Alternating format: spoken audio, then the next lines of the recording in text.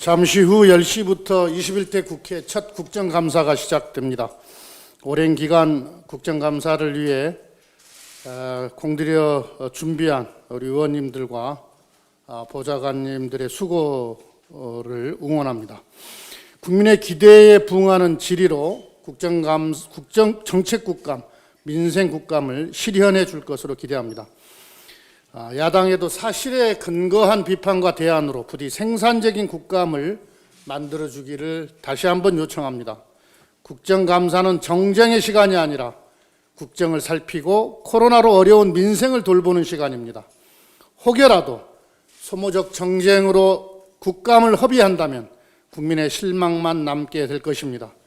21대 첫 국정감사가 우리 국민들께 위로와 희망을 드리는 국민의 시간이 되도록 여야가 선의의 경쟁을 다해 주기를 당부합니다. 더불어민주당은 오직 민생 회복과 코로나 위기 극복에 집중하겠습니다.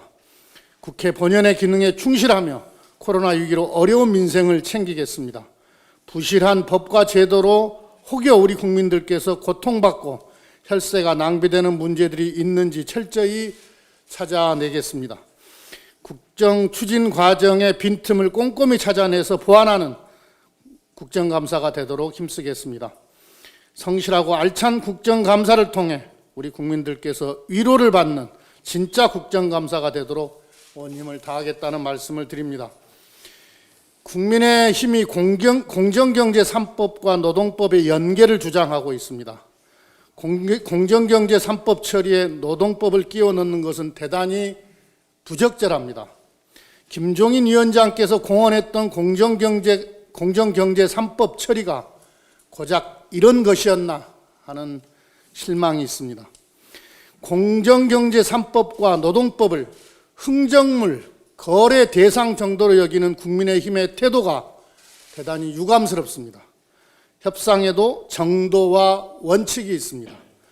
우리 경제와 국민의 삶에 큰 영향을 미치는 공정경제 3법과 노동관계법을 흥정하듯 해서는 안 됩니다. 원샷 처리를 주장하는데 국민의힘에서 말하는 노동법은 아직 그 실체도 없습니다. 이제야 당내 TF를 구성하고 법안 검토를 시작할 예정이라고 합니다. 그동안 이런 방구조차 없다가 갑자기 입법 검토에 착수하겠다는 것 자체가 노동관계법을 정략적 수단으로 삼는다는 방증입니다. 노동법 개정 주장이 공정경제 3법 처리를 발목 잡겠다는 속셈에서 제시한 정치적 카드라면 국민의힘은 노동법 개정 주장을 철회하는 것이 마땅합니다. 코로나 시대 핵심 과제는 공정경제 구축과 사회안전망 강화입니다.